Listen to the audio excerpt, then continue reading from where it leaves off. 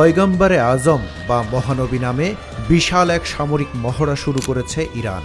৪ জানুয়ারি থেকে পুরো ইরান জুড়ে চলছে এই মহড়া। ইরানের রেভলিউশনারি গার্ড ৭ই জানুয়ারি থেকে ইস্পাহান প্রদেশে শুরু করে ইকতেদার বা শক্তিমত্তা নামের মহড়া। এরপর ১১ই জানুয়ারি ইরানের রাষ্ট্রীয় গণমাধ্যমে মিসাইল সিটির ভিডিও প্রকাশ করা হয়। সেখানে দেখা যায় রেভলিউশনারি গার্ডসের chief commander major general Hussein Salami এবং brigadier general Amir Ali Hajizadeh খোলা জিপে মাটির নিচের এক শহরে ঘুরে বেড়াচ্ছেন, যেখানে চারিদিকে হাজার হাজার মিসাইল রাখা। এরপর পশ্চিম ও উত্তরাঞ্চলীয় বিমান প্রতিরক্ষা অঞ্চলে মহড়া দেখানো হয়, যেখানে ইরানের পারমাণবিক কর্মসূচি চলছে। দেখানো হয় ক্ষেপণাস্ত্র, রাডার, ইলেকট্রনিক যুদ্ধকৌশল ও বিমান প্রতিরক্ষার নানা ব্যবস্থা। রবিবার উন্মোচন করা হয় কয়েক হাজার অত্যাধুনিক ড্রোন। সর্বশেষ সোমবার লেজার চালিত বিমান প্রতিরক্ষা ব্যবস্থা দেখানো হয়।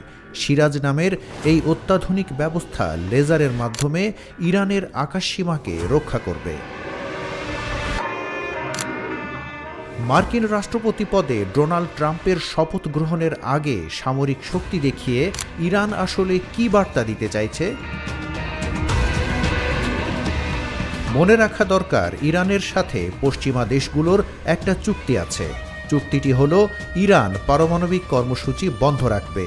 এর বিনিময়ে পশ্চিমা দুনিয়া জাতিসংঘের মাধ্যমে দেওয়া নিষেধাজ্ঞা প্রত্যাহার করবে। 10 বছর মেয়াদী এই চুক্তি 2025 সালের অক্টোবরে শেষ হওয়ার কথা। চুক্তি শেষ হওয়ার 10 মাস আগে সামরিক মহড়ার মাধ্যমে ইরান পশ্চিমা বিশ্বকে উস্কে দিতে চাইছে কেন? এর উত্তর সম্ভবত প্রেসিডেন্ট ট্রাম্পের ক্ষমতা গ্রহণ। 2018 সালে ট্রাম্পের শাসনামলেই চুক্তি থেকে বেরিয়ে যায় আমেরিকা। ইরানও পরমাণু কর্মসূচি আবার শুরু করে। সে সময় মার্কিন বাহিনীর আক্রমণে ইরানের কুদস বাহিনীর প্রধান কাশেম সোলাইমানিকে হত্যা করা হয়। পাল্টা ব্যবস্থা হিসেবে প্রেসিডেন্ট ট্রাম্পের বিরুদ্ধে গ্রেপ্তারি পরোয়ানা জারি করে ইরান।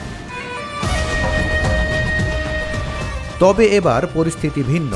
সিরিয়ায় আসাদের পতনের পর মধ্যপ্রাচ্যে ইসরায়েলের অবস্থান আরও সমুন্নত হয়েছে।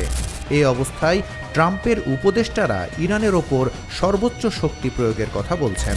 সাথে রিপাবলিকান প্রেসিডেন্ট জর্জ বুশের প্রতিরক্ষা মন্ত্রী এরিক এডেলমান এবং সাবেক মার্কিন জেনারেল চার্লস ওয়ার্ল্ড যৌথ বিবৃতিতে বলেছেন, ইরানের কোনো সদিচ্ছা নেই, বরং তারা শক্তি দেখিয়ে নিষেধাজ্ঞা ও হামলা এড়াতে চাইছে।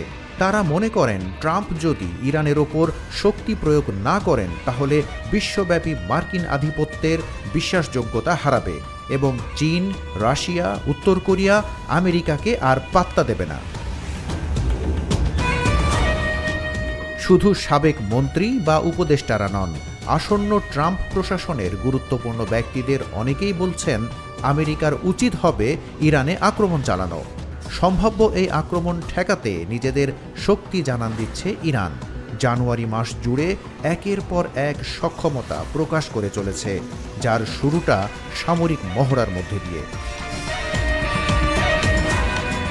বিশ্বজুড়ে মার্কিন আধিপত্য দেখানোর জন্য আমেরিকা শেষ পর্যন্ত ইরানে হামলা করবে কিনা সেটা বোঝা যাবে ট্রাম্পের শপথ গ্রহণের পর। তবে তার আগে বিশাল মহড়া করে ইরান জানিয়ে রাখল যে লড়াইয়ের জন্য তারাও প্রস্তুত।